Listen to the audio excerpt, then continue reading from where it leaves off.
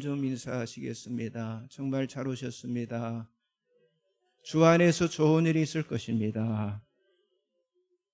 자, 오늘은 골로새서 1장 24절에서 29절의 말씀을 가지고 나의 몸을 교회로 세우자라는 제목으로 은혜를 나누기를 원합니다. 여러분, 교회가 있어야 전도도 할 수 있고 또 교회가 있어야 선교도 할 수가 있는 겁니다. 또 교회가 있어야 예수를 믿는 사람이 있게 되고요. 우리가 사는 이 세상은요, 더 빨리 타락하지 않게 되는 것입니다. 자, 그렇기 때문에 교회가 없는 세상이라고 하는 건요, 가장 절망적이고 가장 참담하다 이렇게 말할 수 있어요. 그러니까 교회는 세워지는 것만으로도 의미가 있고 세워지는 것만으로도 가치가 있다고 하는 거예요. 그리고 교회는요, 세상과 단절되거나 분리되는 것이 아니라 항상 좋은 세상을 만들기 위해서 함께 해야 한다고 하는 사실을 예수님께서 말씀해 주셨어요. 자, 주보 가운데 열어보시면 말씀들 쭉 나와 있죠. 자, 마태복음 5장 13절, 14절, 16절 같이 보겠습니다. 너희는 세상의 소금이니 소금이 만일 그 맛을 잃으면 무엇으로 짜게 하리요? 후에는 아무 쓸데없어 다만 밖에 버려져 사람에게 밟힐 뿐이니라. 너희는 세상의 빛이라. 산 위에 있는 동네가 숨겨지지 못할 것이요, 이같이 너희 빛이 사람 앞에 비치게 하여 그들로 너희 착한 행실을 보고 하늘에 계신 너희 아버지께 영광을 돌리게 하라. 그렇습니다. 지금 조금 전에 말씀하신, 정말 예수님이 말씀하신 너희는, 이 말은요, 개인을 포함한 모든 교회를 의미하는 그런 말씀입니다. 그러므로 예수님은 우리들이 개인이든 아니면 교회이든 세상의 소금, 세상의 빛이 되라 이렇게 말씀하시는 거예요. 그래야 하나님의 선하심을 드러내는 그 선한 행실을 통해서 하나님께서 영광을 받으신다고 하는 그런 말씀이에요. 자, 교회를 세우는 목적은요, 여러분, 여기 모인 우리들끼리만 잘 되고 우리들끼리만 성공하기 위한 것이 아니에요. 어떻게 하면 세상을 바꾸고, 자, 어떻게 사는 것이 세상의 빛과 세상의 소금이 되고, 또 약하고 배고프고 소외된 그런 이들을 위해서 우리들이 과연 무엇을 할 수 있는가를 고민하고, 그리고 기도하며 관심을 높이는데 우리가 날마다 새로운 꿈을 꾸어야 한다고 하는 사실이에요. 그렇죠. 오늘을 살아가는 사람들의 현실의 문제를요, 교회가 외면하지 않고요, 오히려 우리들에게 주어진, 정말 우리들에게 적극적으로 우리에게 주어진 그런 현실의 문제 속에 우리 믿음의 사람들이 뛰어드는 거, 이것이 자기 자신이 교회됨을 인정하는 것인데, 이것이 여러분, 뒤에 애들 잘 들으라고 했어요. 이것이 나의 몸이 교회이다 이렇게 말하는 것이고요, 이것이 진정한 예수님의 교회가 아니라고 하는 거예요. 여러분, 건물로만 세워져 가는 교회만이 교회가 아니라 내가 교회가 되는 거예요. 그래서 내가 가는 곳마다, 그것이 가정이든 아니 그것이 일터이든 그것이 사회이든 그것이 세상이든 그 안에 들어가서 내가 소금과 빛이 되는 겁니다. 여러분, 성경은 고린도전서 3장 16절에 너희가 하나님의 성전이다 이렇게 말씀하고 있어요. 그런데 우리가 사는 세상에는요, 물론 건물로 세워지는 그런 교회는 많은데 예수님께서 말씀하신 정말 몸이 성전인 교회, 아니 움직이는 교회, 삶의 교회, 행동하는 교회, 실천하는 교회, 아니 걸어다니는 그런 교회가 터무니없이 부족하기 때문에 우리가 살고 있는 이 세상이 지금 바뀌지 않고 있다고 하는 거예요. 이제는 정말 교회 개혁만이 유일한 길인데, 날마다 나의 몸을 교회로 세우기 위한 그런 신앙에 저와 여러분이 도전을 해야 할 줄 믿습니다. 그렇죠. 과거의 틀 안에 정말 갇혀 안주하고 싶은 그런 영적인 그런 나태함이나, 아니 우리가 이만큼 고생했으니까 이제는 적당하게 처신해도 되겠지 하는 그런 나약한 신자가 되면요, 정말 주님이 원하시고 바라시는 그런 교회를 우리가 세워나갈 수가 없다고 하는 사실이죠. 자, 사도 바울은요, 빌립보 교회 편지를 쓰면서 그 빌립보 교회를 성도를 생각하면서 이렇게 기도를 했습니다. 자, 빌립보서 1장 3절 6절 나와 있죠. 같이 보겠습니다. 내가 너희를 생각할 때마다 나의 하나님께 감사하며 간구할 때마다 너희 무리를 위하여 기쁨으로 항상 간구함은 너희가 첫날부터 이제까지 복음을 위한 일에 참여하고 있기 때문이라. 너희 안에서 착한 일을 시작하신 이가 그리스도 예수의 날까지 이루실 줄을 우리는 확신하노라. 그렇습니다. 내가 교회가 되는 데 있어서 가장 중요한 것이 뭐냐? 확신이 확신. 그런데 확신인데 여러분, 시작만 잘하는 것이 진짜 잘하는 것이 아니고요, 1년, 5년, 10년, 30년, 50년을 잘하는 것도 그것도 잘하는 것이 아니라고 하는 거예요. 오늘 여기 바울의 간구는 뭐라고 그랬어요? 그리스도 예수의 날까지 그 잘할 수 있는 그런 확신을 위해서 기도하라라고 말씀하고 있는 거예요. 아니, 기도하고 있는 거예요.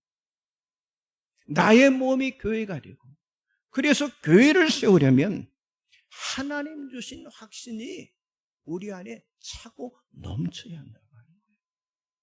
그런데 사도 바울에게는 그런 확신이 있었기 때문에 자기 자신에게 유익하다고 하는 생각되는 그런 모든 것은 다 분토처럼 다 버리고, 정말 복음이 필요한 곳, 교회가 필요한 곳이라면 뛰어들어가서 정말 물불을 가리지 않고요, 그리고 복음을 전하고 그리고 교회를 세웠기 때문에 결국 당시 최대 절대 권력인 여러분 로마까지도 바꿔놓는 그런 계기가 된 줄 믿습니다. 그러니까 지금도 이런 일이 가능하다고 하는 거예요. 바울의 말처럼 우리가 구경꾼이 아니라 참여자가 되겠다고 하는 그런 확신이 우리의 마음을 우리들이 만든다면 우리들도요 그런 일을 할 수가 있다고 하는 사실이죠. 자, 그렇다면 내가 어떻게 교회를 세워나갈 수가 있겠습니까? 첫째는요, 내가 교회가 되기 위해서는요, 내가 누리고 있는 기득권을 버려야 한다고 하는 거예요. 자, 여기 말하는 기득권이라고 하는 건요, 자기들만이 차지하고 있는 어떤 힘이나 권력이나 세력을 말하고 있습니다. 그렇죠. 나라를 보세요. 일반적인 기득권은요, 어때요? 불평등과 무질서와 양극화를 만들어서 국가라든가 사회라든가 어떤 집단의 충돌과 그리고 분열을 조장하고 만들어요. 결국 뭡니까? 파멸로 만들어가는 그런 악과 같은 것, 그게 바로 기득권이다, 이렇게 말할 수 있습니다. 그런데 어느 순간부터 교회 안에도 여러분 이런 급속하게 기득권 카르텔이 형성이 되어서 교회의 성장과 교회 부흥의 갈림대이 되고 있다고 하는 거예요. 자, 사람은 누구나 어쩔 수 없는 것은요, 시간이 지나면요, 자기 자신도 모르는 사이에 어느 순간에 내가 심판자가 되는 거예요. 어느 순간에 내가 판단자가 되는 거예요. 그리고 남을 지배하고 남에게 지시하는 그런 자로 내가 바뀌어진다고 하는 사실이죠.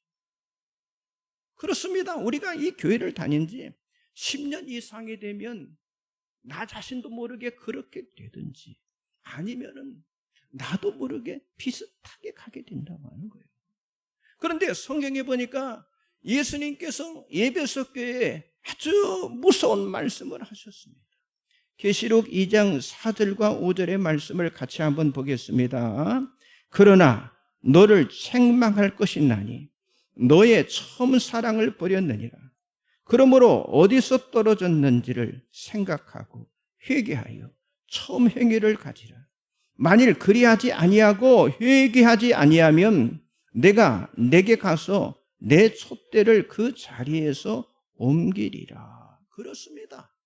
에베소 교회뿐만 아니라 주님이 우리를 보실 때도 여러분 똑같이 책망할 것이라고 하는 그런 생각이 드는데, 그렇죠. 우리 안에도 언제부터인지 첫사랑, 첫 헌신, 첫 열정이 여러분 나에게서 사라져버렸다고 하는 거예요.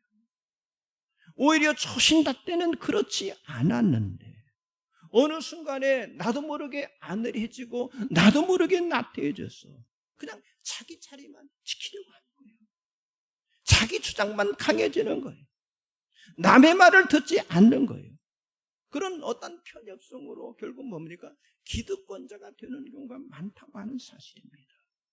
여러분, 교회와 하나님의 나라를 위해서 헌신과 우리가 충성을 다해야 하는데 여러 가지 권리를 누리는 사람으로 나도 모르게 전략하게 되는데, 여러분, 우리는요 교회를 오래 다닌 그것이 우리의 자랑거리가 되어서는 안 된다고 하는 거예요. 또한 우리는 교회 안에서 내가 어떤 직분이나 직책을 맡고 있다는 그것 때문에 내가 의시되어서는 안 된다고 하는 사실입니다. 정말 우리가 조심해야 할 것은요, 신앙생활을 오래 할수록 자기 자신을 잘 돌아봐야 하는 거예요. 그래서 고칠 것을 찾아서 자꾸 고쳐가야 합니다. 그래서 처음 믿었던 그 예수의 감격을 다시 우리가 회복하고 그때의 헌신과 그때의 마음으로 다시 바꾸라고 하는 겁니다. 여러분, 사도 바울이 오늘 본문 24절에서 뭐라고 고백합니까?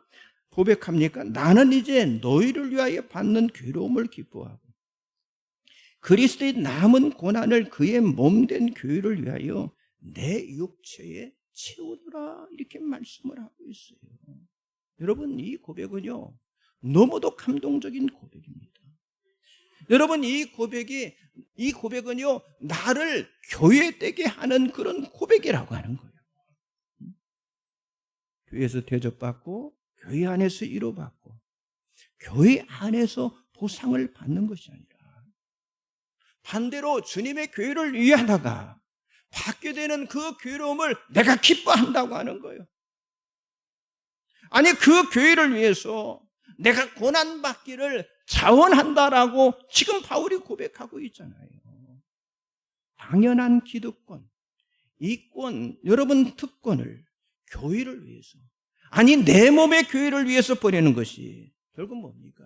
자기 자신, 내 몸을 교회로 세울 수 있는 바로 비결이라고 하는 사실을 믿으시기 바랍니다. 나의 몸이 먼저 교회가 되려면요, 그동안 교회로부터 받았던 모든 고난에서 내려오라는, 지금 바울이 다 내려놓는다고 하잖아요. 그렇지 않으면 주님이 원하시는 그런 교회를 세워나갈 수가 없다고 하는 거예요. 혹시라도 여러분 아직도 자기 말대로 안 되면 화가 나고 자기 의견은 다 통과돼야 하고 그리고 목소리가 커지고 하는 그런 기득권이 있다면 그 기득권을 다 떠날 때, 그때 비로소 여러분 안에 교회가 세워지기 시작한다고 하는 사실을 믿으시기 바랍니다. 옆 사람 좀 인사하세요. 기득권을 포기하고 나 자신을 교회로 세웁시다.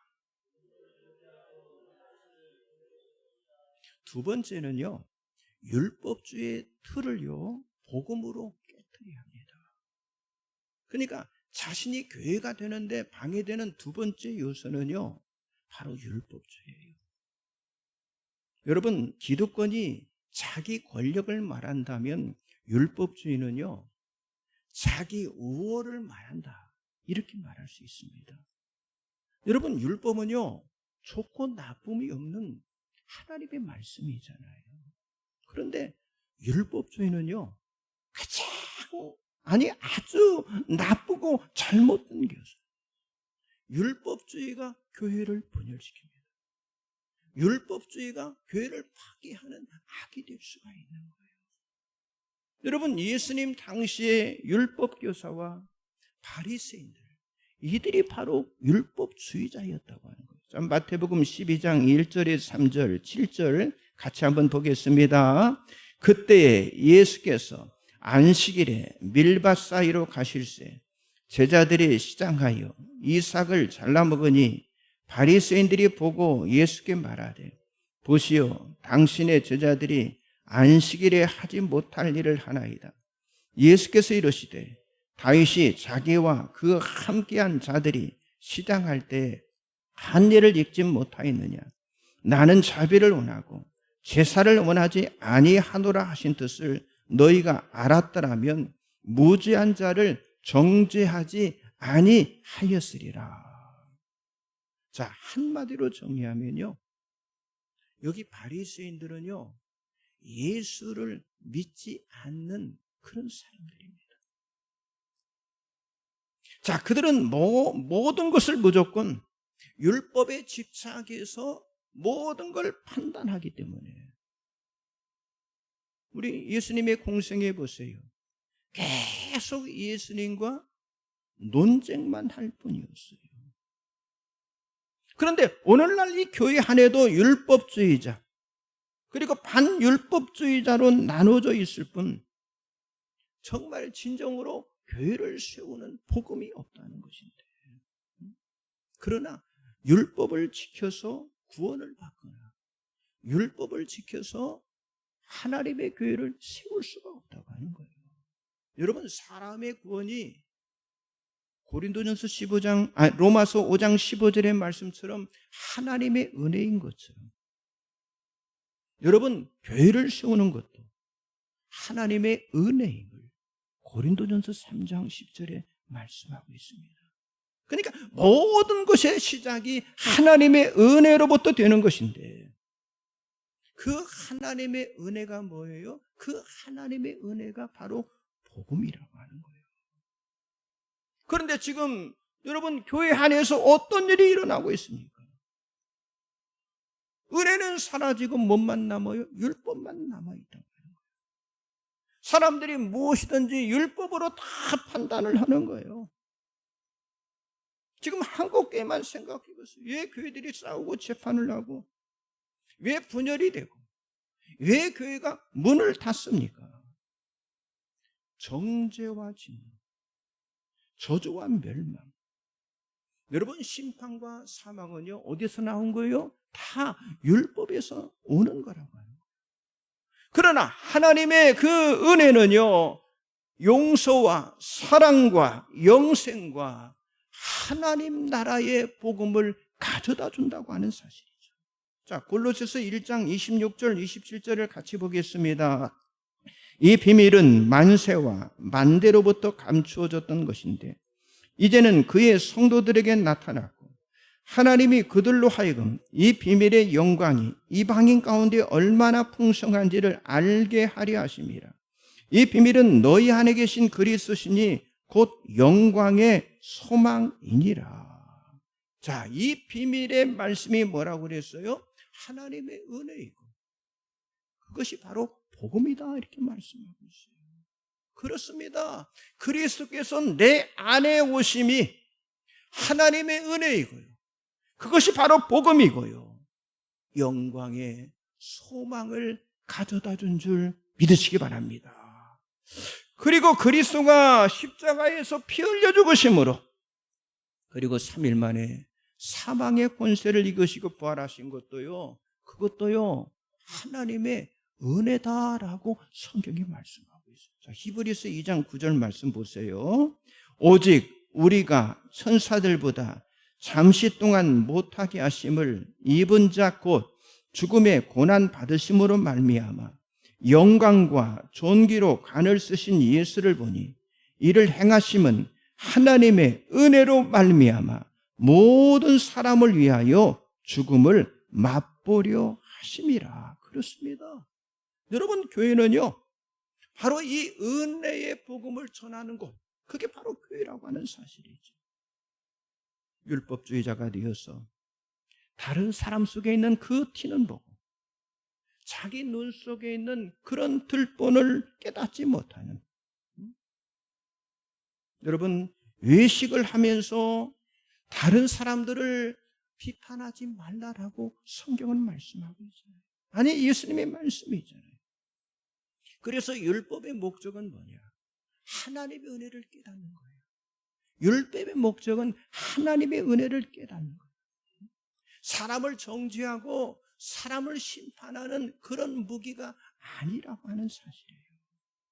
여러분, 우리는 율법주의자가 되지 않기 위해서 하나님의 은혜의 복음으로 우리 자신을 날마다 깨트려야 합니다. 나를 깨트려야 해요. 나를 깨트릴 때 나 자신이 주님이 원하시는 그런 성전으로, 그런 교회로 세워지게 될 줄 믿습니다. 그래서 예수를 믿으면서도 정말 율법주의자가 되지 않도록 여러분 날마다 여러분 자신을 부수는 그 훈련이 여러분에게 있어짐을 통해서 정말 여러분의 몸이 교회가 되어지시기를 주님의 이름으로 간절히 축복합니다. 자, 옆 사람 다시 한번 인사하세요. 율법주의의 틀을 복음으로 깨트립시다. 마지막 세 번째는요, 자신이 교회가 되기 위해서 성령님께 맡겨야 합니다. 자, 골로새서 1장 28절 29절 나와 있죠. 먼저 보겠습니다. 우리가 그를 전파하여 각 사람을 권하고 모든 지혜로 각 사람을 가르침은 각 사람을 그리스도 안에서 완전한 자로 세우려 함이니 이를 위하여 나도 내 속에서 능력으로 역사하시는 이의 역사를 따라 힘을 다하여 수고하노라. 자, 사도 바울이 지금 뭐라고 그랬어요? 자신 속에서 능력으로 역사하시는 이 역사를 따른다라고 지금 고백을 하고 있어요. 여러분, 사도 바울은 각 사람을 그리스도 안에서 완전한 자로 세우는 건요, 자신의 노력, 자신의 공로가 아니라 그리스도의 능력에 있다고 하는 사실을 지금 말씀하고 있잖아요. 그렇습니다. 우리 자신이 교회가 되는 건요, 우리의 노력, 우리의 힘으로 되어지는 게 아니라. 그래서 예수님은 사도행전 1장 4절 5절에서 먼저 사도들에게 뭐라고 말씀했어요? 사도와 함께 모이사 그들에게 분바 이르시되 예루살렘을 떠나지 말고 내게서 들은 바 아버지께서 약속하신 것을 기다리라.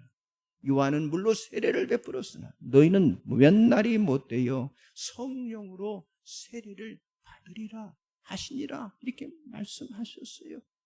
그러니까 예수님이 말씀하시기를 교회가 되려면 뭘 받으라고 하는 거예요? 성령을 받으라고 하는 거예요.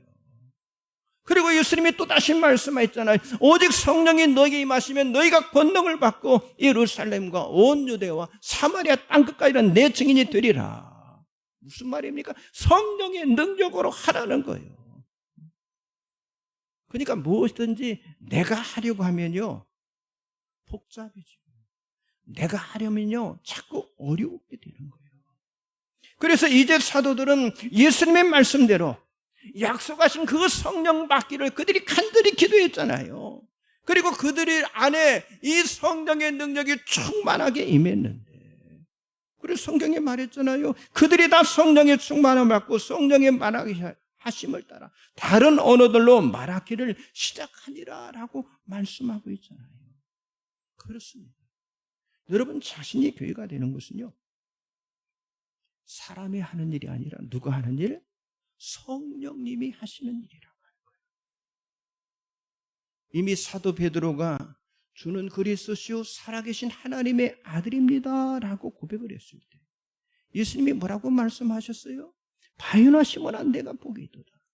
이를 내게 알게 한 이는 혈육이 아니요 하늘에 계신 내 아버지시니라 라고 말씀해 주셨잖아요.